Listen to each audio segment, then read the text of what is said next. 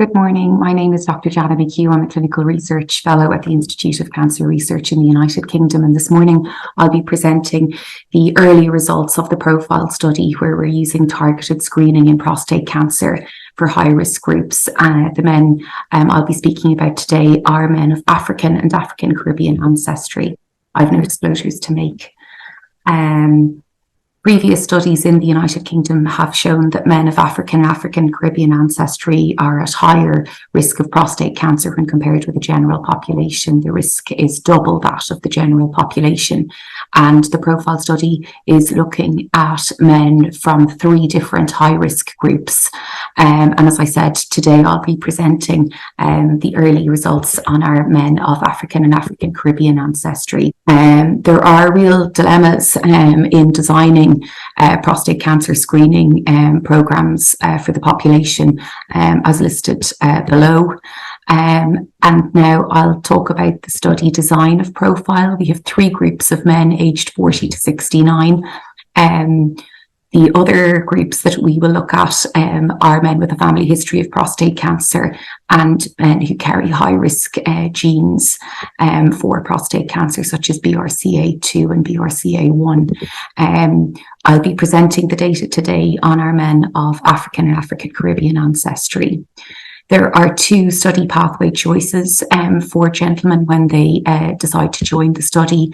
One is that they have their PSA checked only and go on for an MRI and biopsy once their PSA has reached a certain threshold, as outlined in the table here.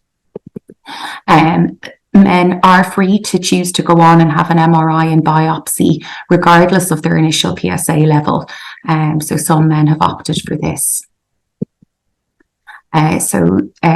We contact the men via telephone to assess their eligibility for the study, and then they're invited in to meet with us, the study team, to discuss participation. The inclusion criteria is that they not have had prostate cancer previously, and they must either have Black African or African Caribbean ancestry, which in the study is defined as both parents and all 4 grandparents of that origin. Our target number of people in the study is 350. Thus far, we have 228 men enrolled and 57 biopsies completed. 39% of these biopsies have shown prostate cancer, and these are the biopsies broken down by Gleason score. So you can see here that 59% of the biopsies showed Gleason 3+4 or greater, and 18% showed Gleason 4+3 or greater. And these are the treatment options that men so far in the study have opted for. And now I'm going to talk a little bit about prostate cancer screening and polygenic risk scores. In this graph here, you can see that the mean polygenic risk score of the healthy control population, shown in pink, is lower than the mean polygenic risk score of the men with prostate cancer, shown in turquoise. And this is taken from the Schumacher paper from 2018.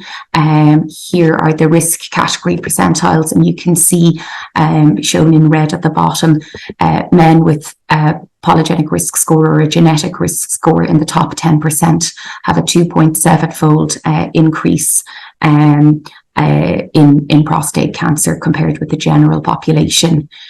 You compile a polygenic risk score by calculating and summing risk alleles, which come from genome-wide association study data. So the risk alleles are weighted and their effect sizes have been worked out from the GWAS data, and this is how these are calculated. The Schumacher paper was based on men of European ancestry, and as time has gone on, the genome-wide association study data is becoming more diverse and inclusive of more populations. This is from the Conti paper of 2021, and you can see the genetic risk score here, or polygenic risk score for prostate cancer, included men of African ancestry, Asian ancestry, and Latino ancestry, as well as European.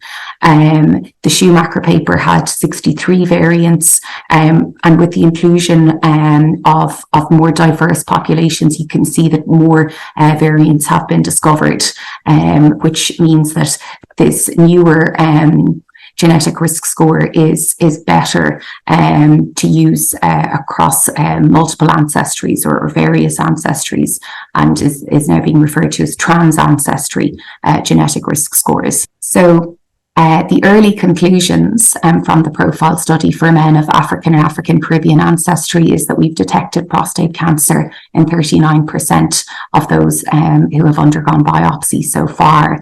59% of the cancers are clinically significant, which we are saying is a Gleason score of 7 or greater. The quite large European study, ERSPC, detected Gleason 7 or greater in 22% of men. This was not broken down into Gleason 3+4 versus 4+3. In our African and African Caribbean ancestry cohort, we have detected 18% of cancers are Gleason 4+3 or greater, and 9% of those are Gleason 4+4 or greater. And this is higher than what was detected in the ERSPC, which is 7%. We plan to carry out a polygenic risk score on the men in the study and correlate this with biopsy results, and we will be including the newer polygenic risk score developed by Conti using 269 variants, which will be applicable to men in our study. And our hope is that the profile study will be important in defining the role of genetic profiling in targeted prostate cancer population screening. These are my acknowledgements. Thank you very much.